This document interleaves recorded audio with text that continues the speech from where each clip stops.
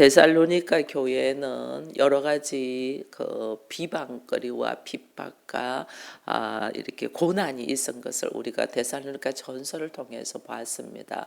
바울이 밤에 도망갈 정도로 그 데살로니가 교회에는 비난이 많고 비방거리가 많고 환란이 있었다는 거예요. 그러니까 바울이 이들이 흔들리는 걸 보고 편지를 첫 번째 쓴 것이 데살로니가 전서였잖아요. 근데 이 편지를 받고 데살로니가 전서를 받아보고도 이들이 또 오해하는 것들이 있어서 그래서 데살로니가 후서에 다시 한 번 더 썼는 거예요. 그것을 이 2장에 보니까 이렇게 말을 하잖아요. 2장 2절에 보니까 영으로나 말로나 또한 우리에게 받았다는 편지로나 주의 날이 이르렀다고 해서 쉽게 마음이 흔들리거나 두려워하지 말라 이래 돼 있거든요. 그러니까 외부로부터 유대인으로부터 수많은 말을 들은 것도 있고 그들이 이야기하면서 영적으로 사람들을 혼란한 것도 있지만은 바울이 보내준 데살로니가 전서를 읽고도 이들이 오해를 한 것들이 있다는 거죠. 그 중에 하나가 뭐냐면 예수님께서 강림하신다. 속히 오신다는 거예요. 예수님께서 속히 오신다 이렇게 되니까 이들이 어떻게 하냐면 지금의 일상의 행동들을 올수도하는 거죠. 주님이 오실 거니까 마지막 날 재림의 날을 준비하자 이래가지고 이들이 자신들의 생활들을 올수도하고 오직 하는 행동들이 그들이 예수님 오시기만 바라보고 이제 감나무에 감이 떨어지도록 기다리고 앉아있는 사람은 그렇게 한 거예요. 그러니까 이것이 지금 일상생활이 안 되는 거죠. 우리는 마지막 때에 우리가 항상 범사에 주의 말씀을 붙들고 오늘 주께서 오시더라도 내가 있는 위치 안에서 주를 기다리고 나의 삶이 신앙이 돼야 되는데 우리는 왜냐면 삶과 신앙이 분리되어 있다는 거죠. 분리되어 있으니까 이제는 주님이 오실 거니까 우리의 일상적인 삶은 필요 없어. 그러면서 요것만 붙들고 있었다는 거죠. 데살로니가 교회. 그게 대한 오해를 지금 이제 바울이 다시 데살로니가 후서를 쓰면서 데살로니가 교인들에게 보내주는 거예요. 그래서 너희가 3절에 보니까 누가 어떻게 하여도 누가 무슨 말을 하고 어떻게 하여도 너희가 미혹되지 말라 그러는 거예요. 미혹되지 말라. 예수는 우리에게 속히 오셨죠. 어떻게? 성령으로 영으로 오셨잖아요. 주님이 우리에게 성령으로 속히 오셨죠. 오셔서 우리 안에 거하시면서 우리로 하여금 참 말씀을 바로 알고 진리를 바라보며 아버지께 나아가며 주의 말씀 안에서 하나님의 나라를 누리기를 원하거든요. 이게 우리의 일상이 주와 함께 말씀과 주와 함께는 말씀과 함께요. 말씀이 육신이 돼서 우리 가운데 오셨고 그 주께서 이 말씀을 우리에게 허락하시고 주시고 부활하시고 성천하셨거든요. 근데 이 말씀을 내가 깨달을 수 있는 것이 주님이 우리에게 말씀을 주셨어. 주신 이 말씀을 내가 그냥 읽으면 하나도 모르잖아요. 그냥 글인데 도대체 무슨 말인가 모르잖아요. 이 말씀을 밝히 깨달을 수 있도록 주께서 영으로 성령으로 우리에게 오셔서 이 말씀을 깨달으면 주와 교제하도록 그렇게 했거든요. 그러니까 우리에게 예수님은 속히 오셔서 우리에게 성령으로 오셔서 이 말씀과 함께 주와 교제하기를 원하고 호흡하기를 원하고 내 삶이 주와 함께, 왜냐하면 내 머리가 예수 그리스도니까 주와 함께 내 삶의 행동이 온전하게 말씀과 삶이 일치되도록 살아가도록 하시는데 사람들은 어떻게 하냐면 말씀은 딱 제껴 놔놓고 그리고 또 자기 생활 면에서도 하나님이 어떻게 살아가는가를 이거를 오해를 하고 오직 주님이 오신다고 하니까 오신 그게만 올인하는 거예요. 여러분 이게 지금 우리나라에도 이단이 이거잖아요. 한때 뭐였어요? 10월 26일 날 예수님 재림한대 가고 막 있었잖아요. 이 지금 여호와의 증인, 뭐 또 뭐예요? 신천지, 뭐 통일교, JMS, 뭐 이런 것들이 전부 다 재림 예수, 내가 재림 예수다 이렇게 한국에 재림 예수가 왔다. 내가 재림 예수 이거 지금 그러고 있어요. 자기들이. 그게 지금 성경에 이런 말을 해요. 여기 보니까 3절 이후에 미혹되지 말라 하면서 왜 미혹되지 말라 하면 이런 일들이 일어나니까 3절에 먼저 배교하는 일이 있다. 말씀을 버리고 자기의 주장으로 말하는 사람들이 있다는 거죠. 그래서 하나님을 버리는 불법의 사람이다 이러잖아요. 이거는 그래서 배교하는 일이 일어나고 자기가 아들 멸망의 아들이 나타나기 전에는 그날이 이르지 않는다. 이게 이제 어떤 말이냐면 예수님이 오시기 전에는 반드시 멸망의 아들 우리가 이제 흔히 말하는 적 그리스도가 나타난다고 말이에요. 내가 그리스도가 아닌데 그리스도인 것처럼 하는 게 적 그리스도거든요.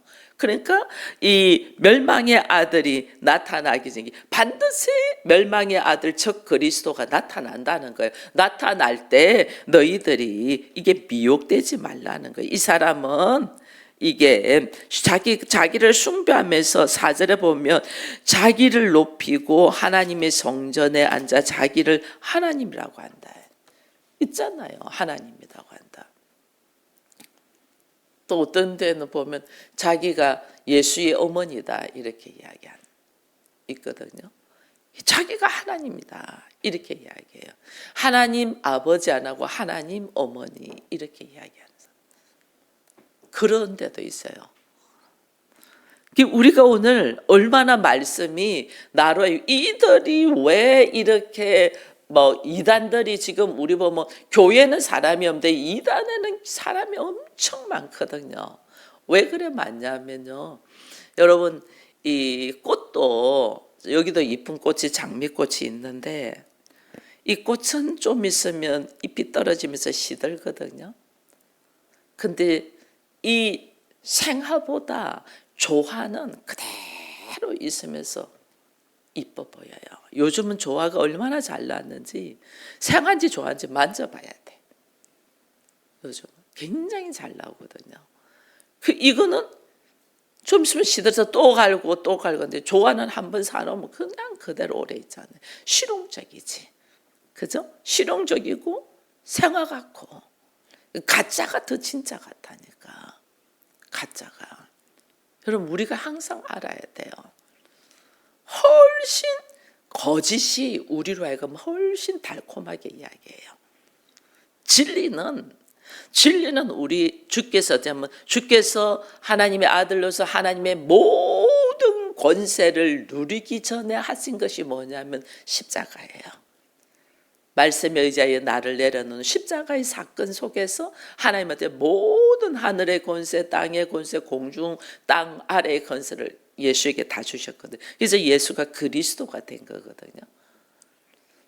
근데 이단은 우리가 십자가를 지는 게 무지 힘들잖아요. 근데 이단은 십자가의 고난을 이것을 뛰어넘어 버려요. 이거 없이 우리는 이미 전부 다 예수로 말미암아서 모든 것을 다 취해졌어서 십자가 질 필요 없어. 이렇게 하니까 사람들이 어떻게 해요? 이단이 훨씬 좋죠. 십자가 질 필요 없다고 하니까. 우리 십자가 질 필요 없어. 성경은 우리로 하면 그리스도의 남은 고난에 동참하라는데 이단은 남은 고난 없어. 예수가 완벽하게 모든 걸 다 했기 때문에 우리는 그냥 즐기면 돼 이렇게 이야기해요. 그러면 사람들이 어떻게 해요? 남은 고난에 동참하고 싶었어요. 그냥 그것은 딱 나에게서 넘어가고 즐기면 이것만 하고 싶다. 이단은 지금 그렇게 이야기해요. 이게 사람들이 이단으로 막 하는 거예요. 사람들이 이걸 모르는 거예요. 근데 실제로 그들에게 이제 가서 당신이 재림 예수입니까? 이렇게 제가 이만희 씨한테 이 TV에서 당신이 재림 예수라고 했나 당신이 하나님이나 이야기하니까 말을 뱅뱅뱅뱅뱅뱅 돌리더라고요. 그렇다 아니다고 안 해. 말을 뱅뱅뱅뱅뱅 나는 그렇게 말한 적이 없는데 사람들이 그렇게 알고 있을 뿐이다. 그러면서 말을 뱅뱅뱅뱅 돌리더라고요. 근데 나중에 설교하는 모습을 딱 뒤에서 이 몰래카메라로 해가지고 딱 잡는데 자기가 완전 그냥 재림 예수야. 사람들은 막 열광을 하는 거야. 그게 오늘 이 사람들이 이걸 미혹돼 갖고 모르는 거예요. 엄청나게 엄청나게 나한테서 신천지가 얼마나 정성을 들인 줄 아세요? 한 사람을 데려가기 위하여. 뭐 밤 12시고 1시고 없어요. 얼마나 정성을 들인 줄 몰라요.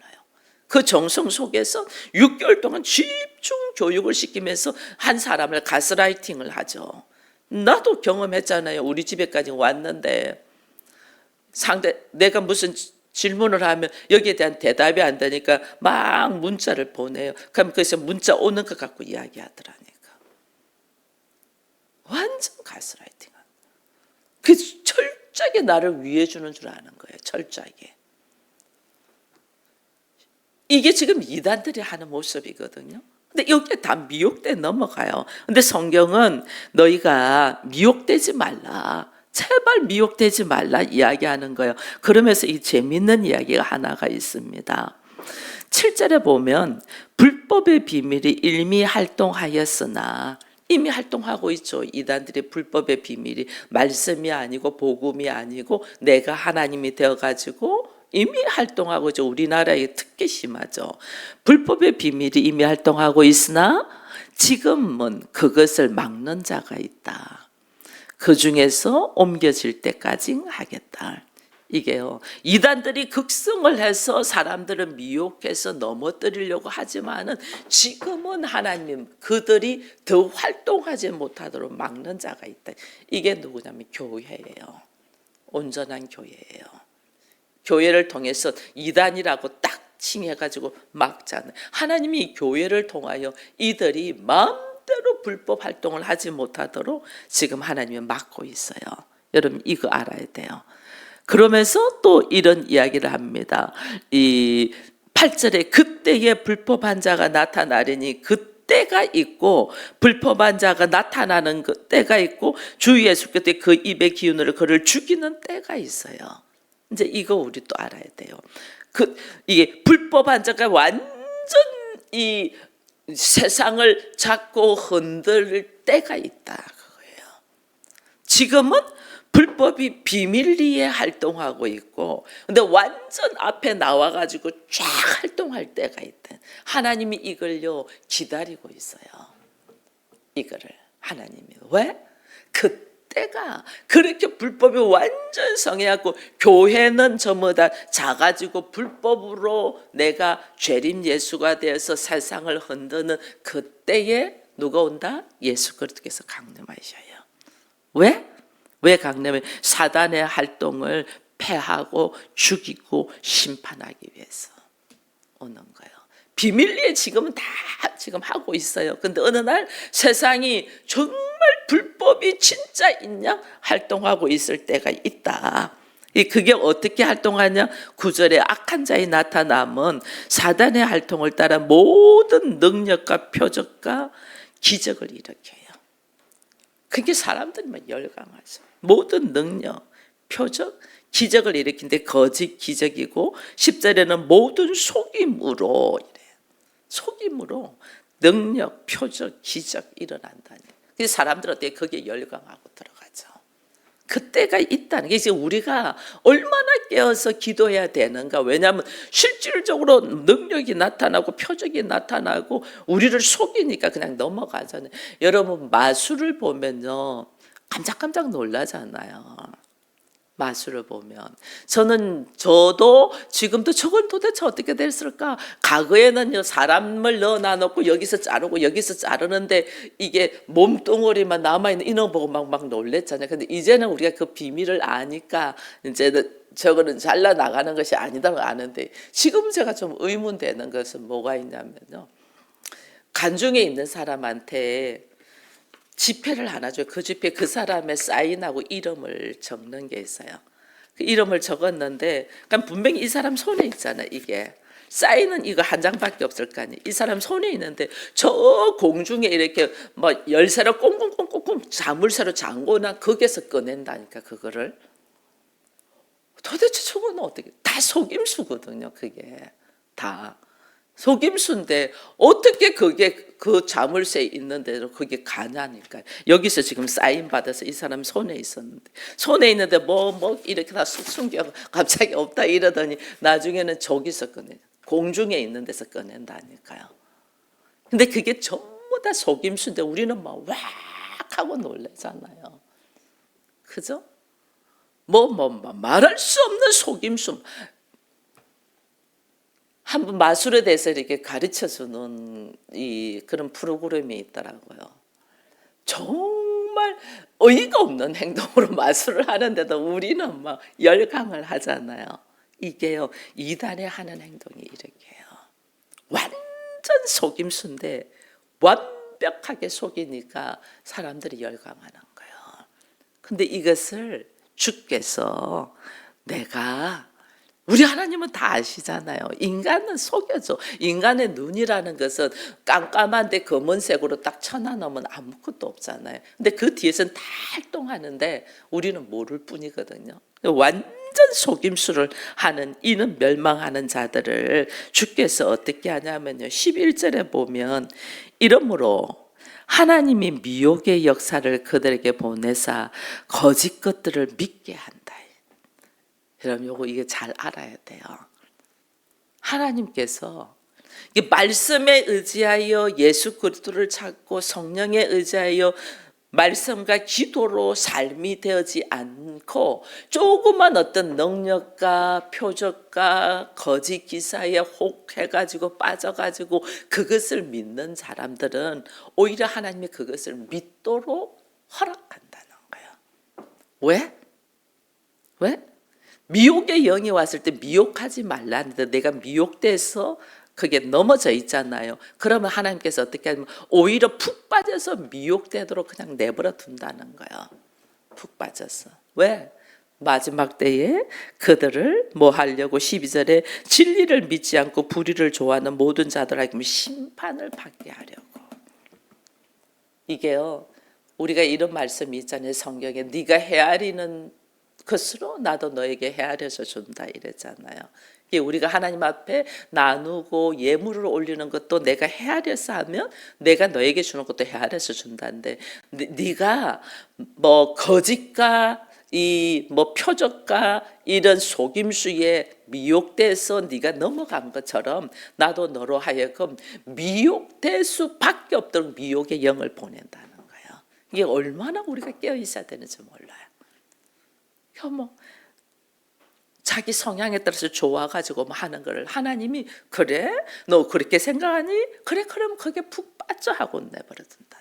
빨리 주의 말씀 안으로, 빨리 말씀 안에서 기도 안으로 이렇게 돌이켜서 회개하는 자들은 구원에 이르는데, 아니야 내가 눈으로 봤거든 하고 그게 계속 빠지는 사람은 빠지도록 내버려둔다는 거예요. 네가 헤아린 대로 내가 헤아리겠다. 네가 미혹에 빠졌으면 내가 오히려 푹 빠지도록 미혹의 영을 보낸다는 거예요. 이게 우리가 얼마나 깨어 있어야 되는지 몰라요. 그래서 이게 미혹에 빠진 자들은 심판에 이르게 하고, 오직 우리가 어떻게 해야 되냐면 14절에 이런 말씀이 있어요. 이를 위하여 우리의 복음으로 이래 됐어요. 나의 복음, 우리의 복음이 있다는 거예요. 내가 받은 하나님의 복음 뭐냐는 거예요. 여기에 대한 확신이 있어야지 세상이 막 요즘은 그렇대, 요즘은 이렇대, 여기에 미혹되지 않는 거예요. 얼마나 난리와 난리가 나고 소문과 소문이 일어나고 이렇게 되거든요. 앞으로는 더 해요. 그래서 요즘 젊은이들이 더 그렇잖아요. 이거 말씀 너무 고리타분하다. 얼마나 재밌는 게 많는데, 뭐 사진 찍는 것도 우리하고 사진 찍는 게 다르더라니까요. 요즘 젊은이들은. 우리는 그냥 이렇게 지금 그렇게 하는, 그걸 반대로 이렇게 찍더라니까요.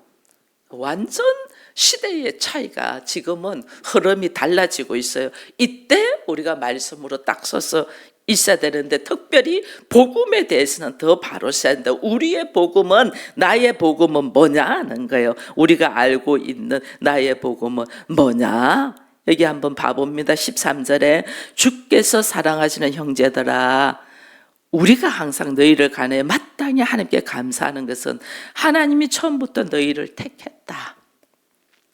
내가 하나님 택한 게 아니고 하나님이 나를 택했다. 고린도 전서에서도, 데살로니가 전서에서도 이야기했어요. 우리의 복음은 나에게 아픔이 있고 어려움이 있고 문제가 있어도 내가 딱 정신 차리고 깨달은 것은 하나님이 나를 택해서 하나님이 나를 부르셨어. 여기에 대한 믿음이 딱 있으면 내가 고통이 있고 아픔이 있어도 하나님이 나를 택했으니까 이 사건을 하나님이 아시고 이 사건 속에서 내가 어떻게 믿음으로 나아가는가를 하나님 보신다는 거죠. 하나님 너를 택해서 너를 어떻게 하냐면 성령의 거룩하게 하심.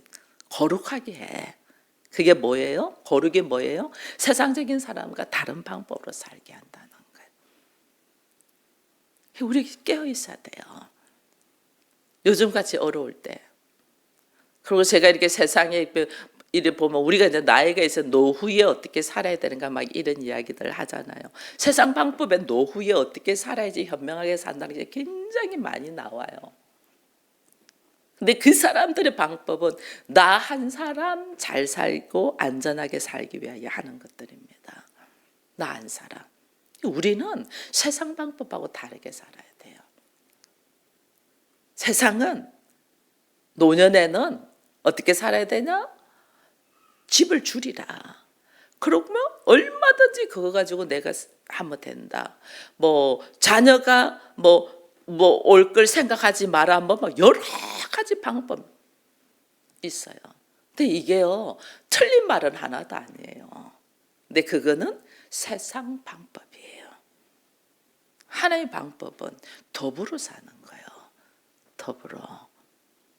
그를 자유하게 해주면서 또 어떻게 얼마든지 그동안에는 내 자녀, 내 아들, 내 딸, 내 손자만 우리가 우쭈쭈 잘 살다면 하나님의 방법은 그게 아니라는 거예요.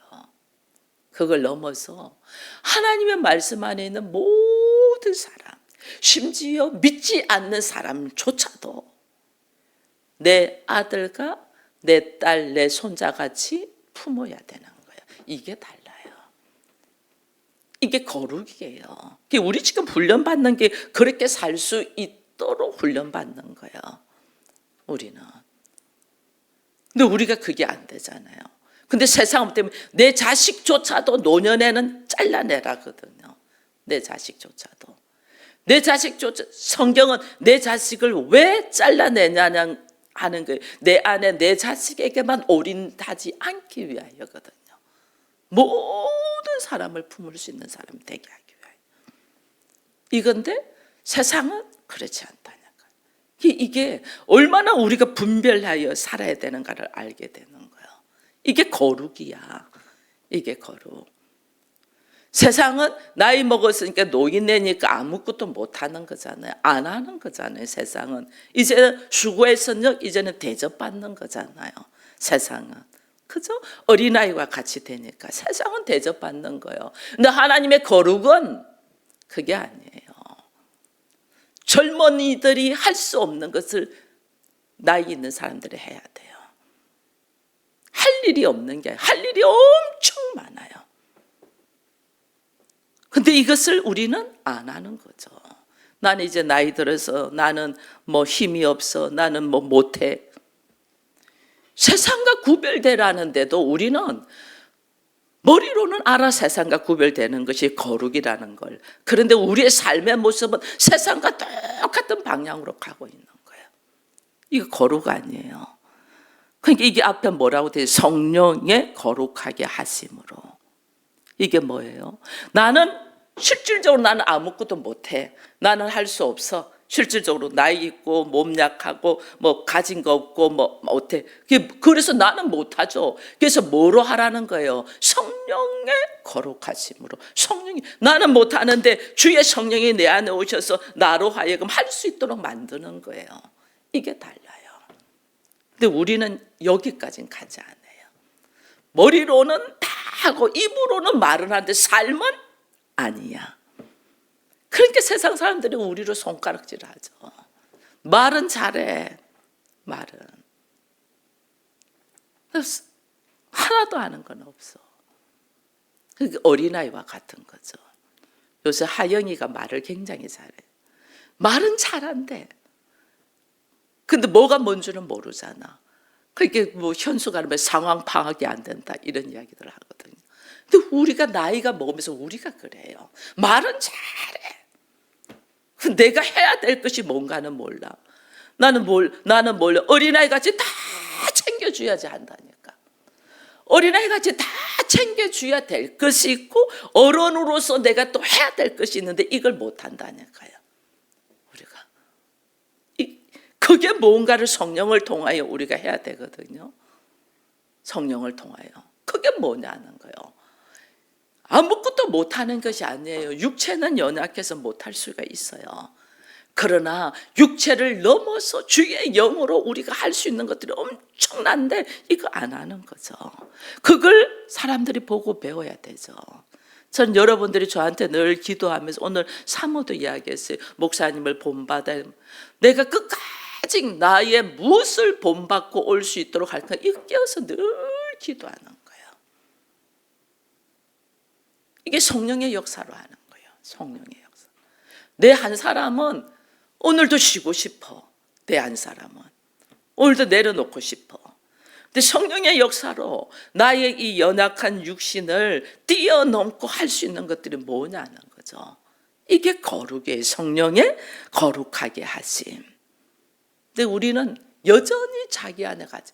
왜 남편 줬냐? 하나님, 제가 그랬잖아요. 왜 나에게 나랑 완전 성향이 다른 남편을 줬냐? 내가 그리스도의 신부가 되게 하기 위해서 여기서 훈련받는 거예요.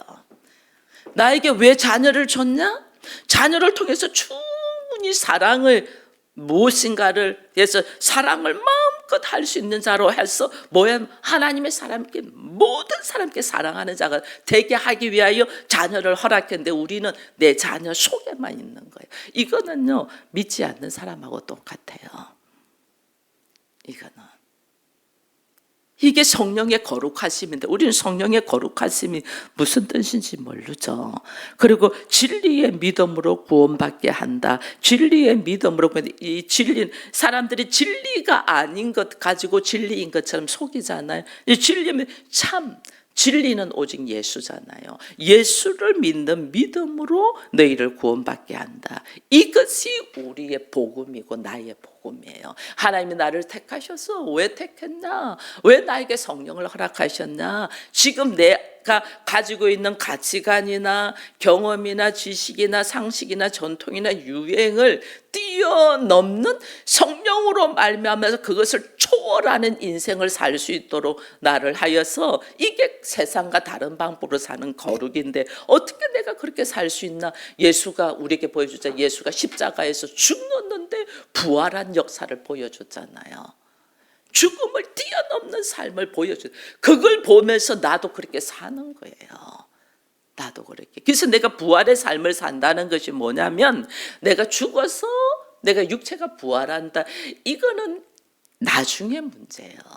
나의 삶 속에 내 안에 세상의 가치관으로 가득 들어있던 나만을 사랑하고 내 자녀만 사랑하던 내가 도저히 나는 그럴 수 없는데 주의 성령으로 말미암아서 내가 하나님의 모든 형제들을 사랑할 수 있는 자로 내가 뛰어넘는 거예요.